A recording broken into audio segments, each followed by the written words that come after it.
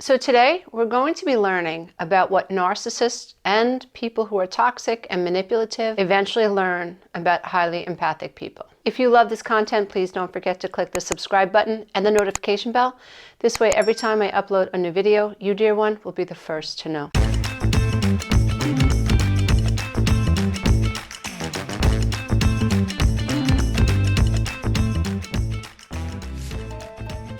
I wanted to approach this topic because I've come to realize in my own life and through much self-discovery work and working with people one-on-one for, I would say, close to 25 years now, that people who are highly empathic, people who can tend to be codependent, who can tend to even be enablers, people who are fixers, and they're not always the same thing. A codependent is someone who lacks a sense of self.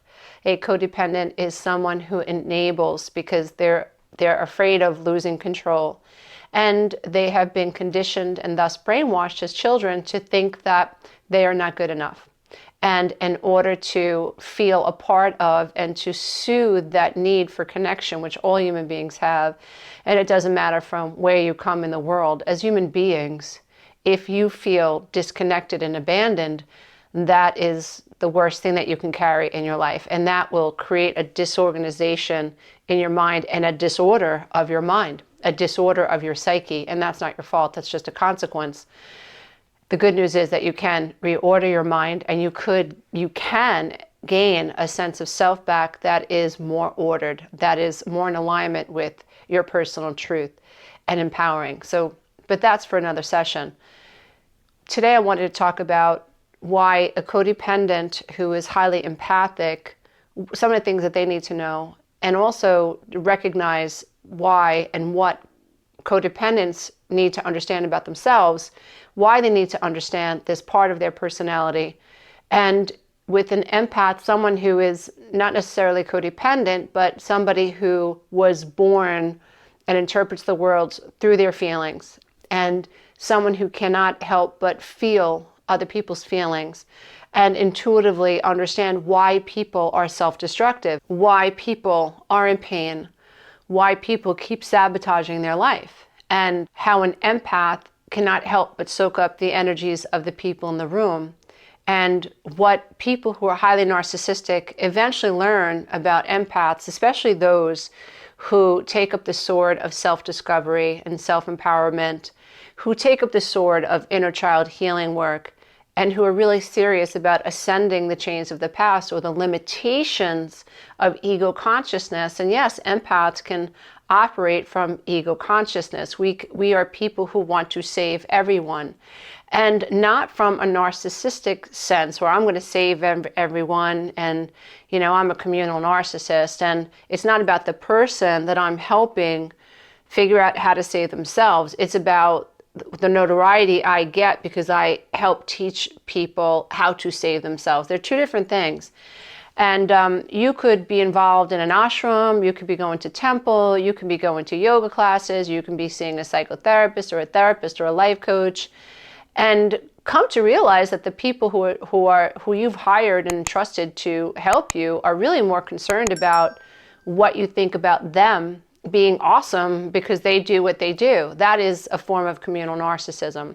That is someone who maybe knows something and understands the process of healing, but is coming at helping other people from ego versus how does this empower the people that I'm trying to reach? Very, very different.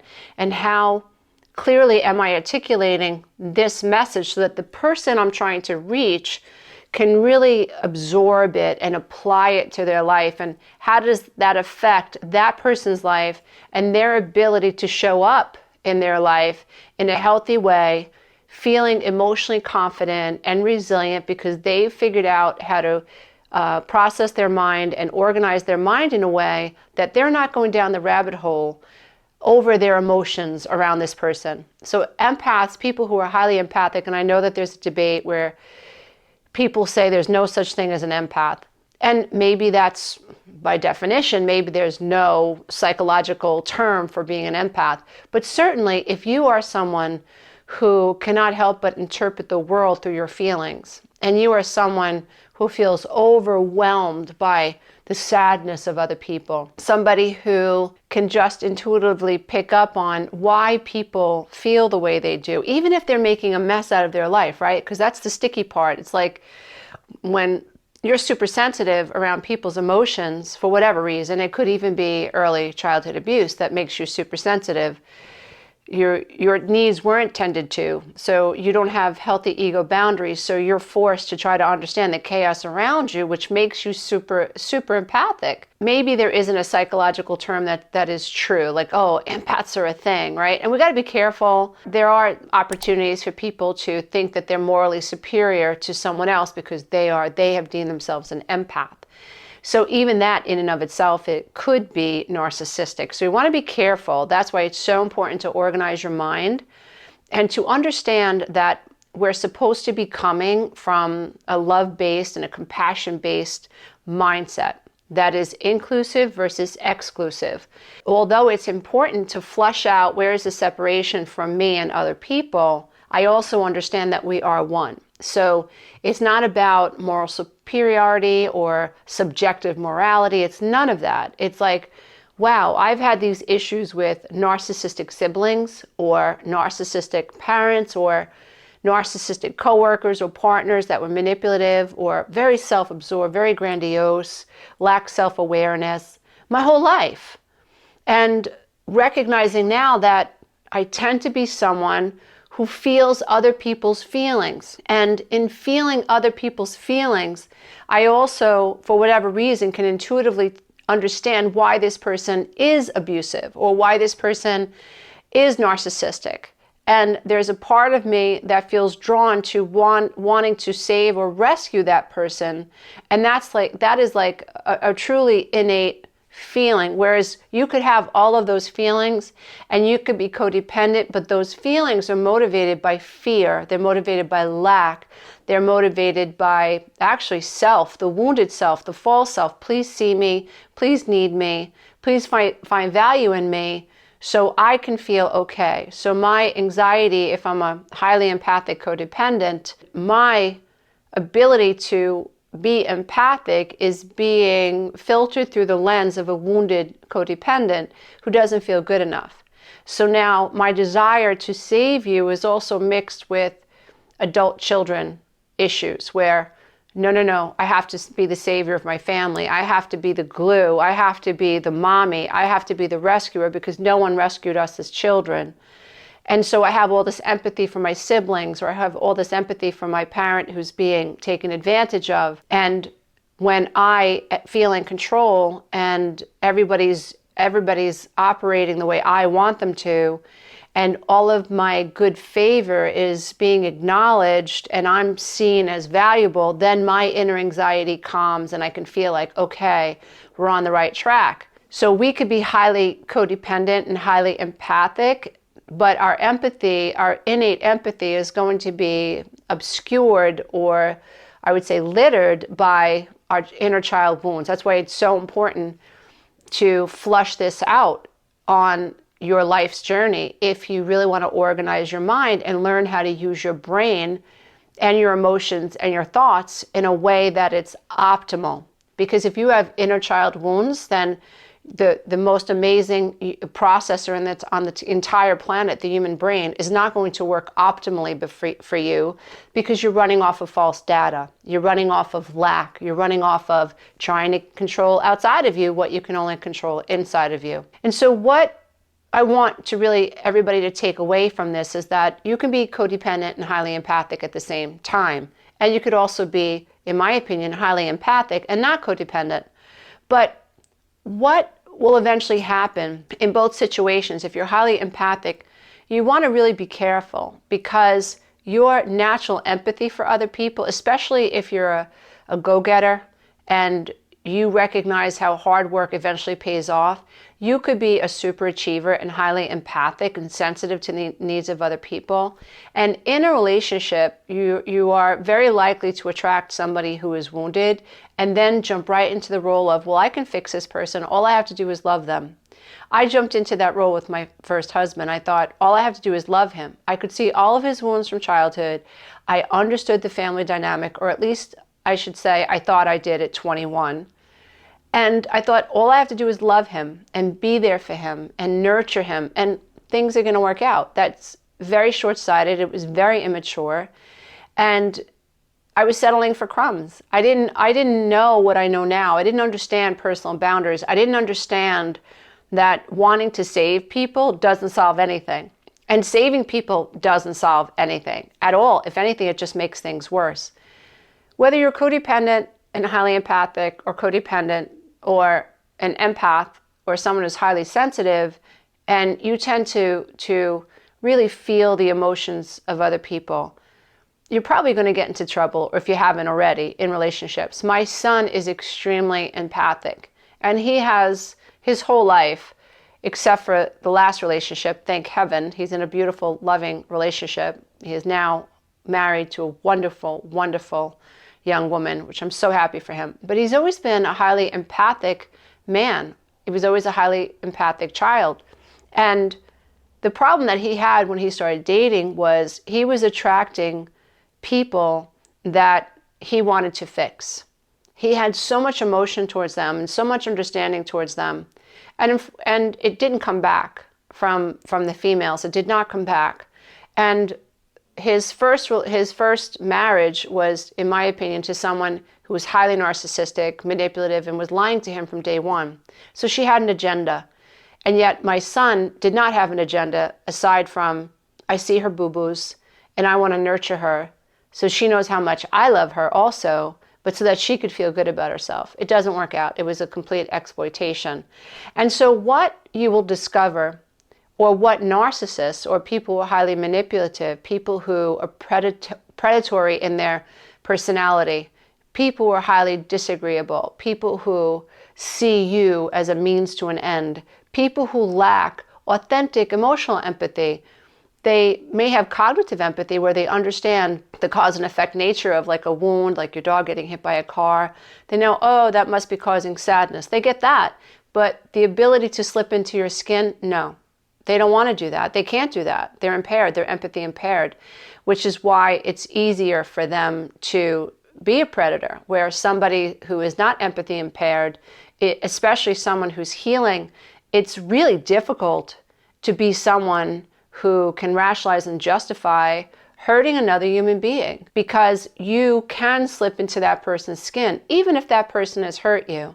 Now we're talking about boundaries. We're not talking about vindictiveness, we're talking about boundaries, right? So when you recognize that you have high empathy and then someone treats you in a way that is indicative that they lack emotional empathy for you, it's not about being vindictive. It's about using the spirit of discernment and saying, okay, I recognize that this person has fangs. And in all my trying to fix them and standing up for them and being there for them, having their back and supporting them through everything, they have the ability to bite me. So all the good that I've done towards them is really for naught. And so then at that point, even though it really, really hurts someone who's highly empathic, you're asking an empath who only wants to feel for you and love you and nurture you to shut themselves off from what is so innate. It's like asking the sun to only shine on one side of the street. Now imagine how difficult that would be. The sun just wants to shine on everybody. The sun just wants to nurture us and offer us the heat and the center of our solar system, the groundness of our solar system, so we all don't fly off into the outer space, right? Like the sun just wants to be there for all of us. And imagine if we said, no, you're not allowed to be the center of the solar system for that planet. You can only shine magnetism or repulsion or heat towards this planet. It would be really difficult. And that's what it's like for an empath. An empath is someone who just wants to love, who just wants to nurture. They are natural peacekeepers. They are natural healers. But this is what a highly narcissistic or emotionally immature or someone stuck in ego and reactivity will eventually learn about somebody who is on the healing path and is an empath. What a highly narcissistic person will realize is that once the empath realizes that all of this loving energy that they've motherly energy, divine motherly energy, even divine masculine energy in the form of trying to protect you and support you as well as nurture you, once they realize, once it clicks in their mind that, oh, okay, wow, you can hurt me. Or, wow, in a moment of reactivity, you could hurt one of my kids. Or, wow, you can talk poorly about me behind my back. Or, wow, you can triangulate people against me. Like, wow, you can be really short-sighted when it comes to me. And yet all I've wanted to do was to help you. And once that light goes off in an empath's mind, what a narcissist or a highly immature, reactive person, someone who has taken them for granted, all of this kindness and, hey, how are you? All this checking in with you, paying for your rent or making sure your kids are taken care of, just the consideration, just the energy that they've always offered you. If that goes unappreciated and there's a point where an empath recognizes that this other person has the potential to hurt them, to say mean things to them, to really go after them and to cause them emotional duress, which is bullying, once an empath realizes, oh man, you have that in you towards me, they cut them off. Like an empath will say enough is enough. So what a highly narcissistic person or emotionally immature person or reactive person eventually learns about empaths, especially those empaths that are really invested in not allowing others to drain them and are really invested in how do I live my life well so that I can operate well, so that I can feel empowered, so that I'm not drained by others, so that I'm not affected by other people's opinions. And you have to understand that other people are always going to speak to you at their level, right? So if you're trying to get to a higher state of consciousness, not for an egoic reason, but for the reason of self-expansion and self-growth, because operating at that level is better for everybody, so that you're not operating from ego consciousness and ego reactivity, despite every valid reason for you to be able to. Obviously, if you've been abandoned and rejected and you've experienced great duress as a child, none of which is your fault, sure, you can be stuck in ego consciousness because ego consciousness is survival. But if you live in survival, you're living in protective mode, which means that you're on the lookout for predators. And you may see predators where they don't exist. And when you bite the hand of an empath who has no ill malice towards you, you can bite them maybe once or twice, but there's going to come a time where the empath says, no more. I've realized that in all my loving of you, and in all my trying, and in all of my trying to mother you, and either protect you, to be fatherly towards you, all of it's for nothing. You still have the potential to hurt me, and enough is enough. I think this is what a lot of empaths, when they get to this point where they have to let a family member go, and when I mean let them go, I don't mean never talk to them again. I mean the energy in which they relate to them has to shift. That's really hard for an empath, because someone who is highly, or I'll use the term highly empathic, somebody who is highly empathic, highly intuitive, highly aware of keeping people and things together, someone who is inclusive, somebody who wants you to heal, somebody who wants you to feel good about yourself so that you could feel good about yourself. Once that person realizes, wow, you're toxic towards me, and no matter how much I try to love you, this is what you offer me, and that hurts me. And now that I know that you can hurt me, I have to shift my energy towards you. I can't keep putting myself in this situation where you get to treat me this way. It knocks me off my game, and I don't want that for myself. That's you going down a rabbit hole and you reacting in a negative way to something that happened outside of you. And we don't want that. We want people who have the capacity to love and who are really amazing healers and who are interested in inclusion versus exclusion, who feel incarnated and born with the ability to love and to just be a fountain of love. You have to protect that. And when someone in your life proves to you that they're more interested in controlling you and making you feel bad about yourself, or someone in your life proves that they can take a swipe at you and not really take accountability for that swipe, you as an empath are going to struggle a little bit, because that's not your true nature. It's not your true nature to not be loving. And so I think what I can offer you is that when in this situation, it's not a matter of not being able to love this person. You can still flow love and good intentions towards someone that you know is below the veil of consciousness, that you know is operating from ego consciousness, that you know is operating from lack, that you know is operating from survival, that can only see you through the lens of the level of self-awareness that they're at any current time. So once you start to do that work, it's like, wow, it's not about me. How someone treats me. Sometimes if you treat me poorly and you're honest with yourself, or if I treat you poorly and I'm honest with myself, I'll be able to take accountability for that and make amends and realize, there's a chain reaction here. There's only cause and effect. There are only conditions.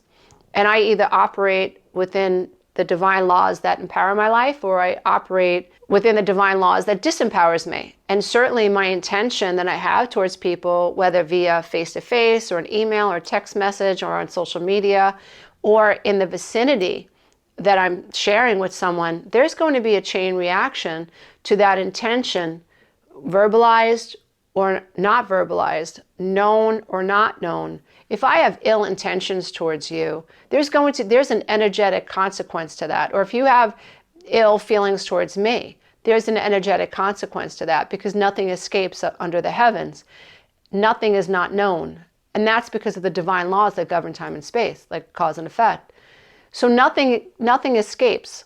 But that's also wonderful if you're somebody who is just in love with the process of life, who is in love with living life well, who is committed and dedicated to life, the life that you are, that is less concerned with what you look like and how much money you make and what people think about you and all of that superficial stuff that fades anyway, none of which really is life. If you want to know what life is, look at a tree. That's life. This tree is living and it's growing, and it does the best that it can to live its life well. Or a flower, a rose. And a rose isn't competing with the daisy, right? There's no anxiety in a rose. I just want to be a rose. That's living.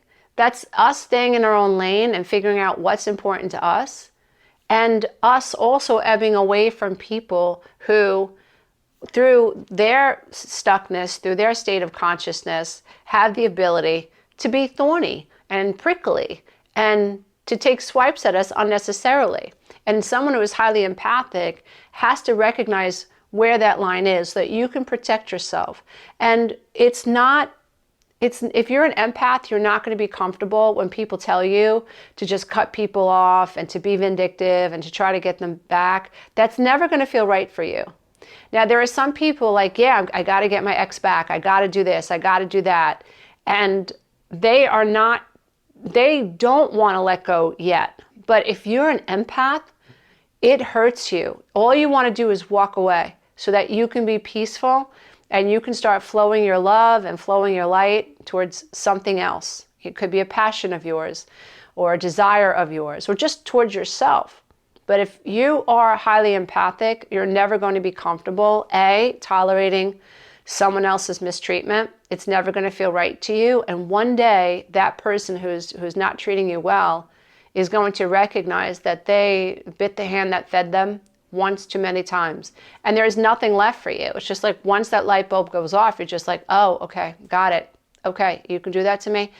I have to start flowing my love towards myself now or towards something else, and I can still love you, but the dynamics have changed, which is super important. So it's really important that we as empaths recognize, or if you're trying to figure out, am I highly empathic? You'll know that you're highly empathic if what's more important to you is that you're able to start finding the flow of love again, that you want to be loving again. You want to be nurturing again. I think highly empathic people make the best healers because your ego isn't in it.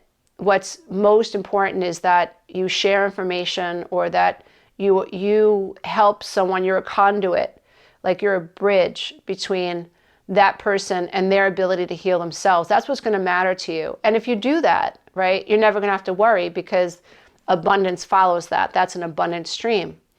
And so I just really wanted to create this session to help people who wonder, am I an empath? Or what do I do with this when someone in my life that I've tried to love, I've tried to nurture, I've tried to help, really crosses the line, and to me it feels like it's over. That's okay. You don't have to keep giving to people who show you their teeth or show you where they are in their life. You don't have to keep doing that, but you will struggle. And I encourage you to recognize that and to understand that you can still love someone without checking in on them and without creating a situation in which this is a one-way street, which actually enables people who are highly narcissistic or just expect you to always tolerate their nonsense. It's an opportunity for them to level up also. But if you don't set a boundary, a personal boundary, like enough is enough, I'm not doing that anymore, if you don't make that shift, you're actually enabling that unhealthy one-way relationship. And I think what we all realize as empaths is that we do have that line, and that doesn't make us bad people. It makes us healed empaths. It makes us more conscious and more aware of who we allow into our lives. And it doesn't mean we stop loving. It might mean that we change the way we love people. It might mean that we're not so available for people anymore. It might mean that it's best for us to love from afar because it's almost impossible for us to not have the empathy for them. And the one thing that's really been, and Anthony and I try to flesh it out with Anthony all the time, and it's hard for him to get it, but I know myself. I struggle when someone that I've been trying to love does something and has now made it blatantly obvious that they can hurt me. No matter how hard I've tried to love them, no matter how hard I've tried to assist in their own expansion, when someone makes it obvious that they can strike against me and it's unwarranted, and now I have to change the way I'm showing up because I'm not putting myself in that situation to be taken advantage of or abused, that hurts me. I can no longer love that person the way I want to love that person. That hurts me. But it's important to take that bounce as someone who is highly empathic and to learn to put yourself first, not in a narcissistic way, but in a way that allows you to not allow other people to drain you. So we should be flowing our love, our consciousness, and our desires towards people that want what we have, that want to reciprocate it. And I think that's why I've been successful as a life coach, because I finally made the connection over 25 years ago that my family didn't want what I was learning. And that's when I turned to YouTube. That's when I turned to Insight Timer. That's when I turned to Facebook and Instagram and TikTok. That's when I started writing my books and I created coaching programs. And I started coaching one-to-one, and I did group coaching, and I did events. And I just stopped trying to fix people that weren't interested in being fixed. And I trusted my gut, and I aligned with what I thought was important. I aligned with what I thought I could help people with that had similar wounds to me, and I haven't looked back. That's why working as a life coach and mentor in a professional capacity works, is because my clients are asking for what I've gained, what I've learned. And I've realized that when you're talking to people who aren't asking for what you've learned, it falls on deaf ears. And so there's nothing wrong with switching gears as an empath and leaving things as they are. Adult children of alcoholics, adult children of narcissistic parents, professionally speaking and personally speaking, I've seen more of the dynamic with the older children wanting to save the younger children, wanting to save them, and having so much empathy for them because they had a first-hand seat and they were the witness to what was happening to their siblings in childhood. And they've been aching with a desire to pull their siblings out of that situation. If that's you, if that resonates with you, there's nothing wrong with realizing one day that you can't save your family if they don't want to be saved. It's akin to having someone kicking you in the face as you're trying to pull them into the rescue boat. It's so horrible to let that person go. It's so horrible. But if you don't, they're going to take you down with them. And that's really hard. I think the hardest thing in the world for somebody who has high empathy is to choose the self. But when you choose the self, you choose love. As long as when you choose love, you're not looking to be vindictive towards people and you don't wish them unwell. You can still wish someone well that you need to set a boundary with. So I hope this session has been helpful. If you'd like to learn more about what I do and how I can help you achieve this ordered mind, a mind that will work for you rather than against you despite a painful past, visit www.lisaaromano.com to learn more. Namaste, everybody. Until next time, as I bow to the love and light that is absolutely in you. Hey, if you love this content, don't forget to check out the next video, and you can go to my website and take the codependency quiz.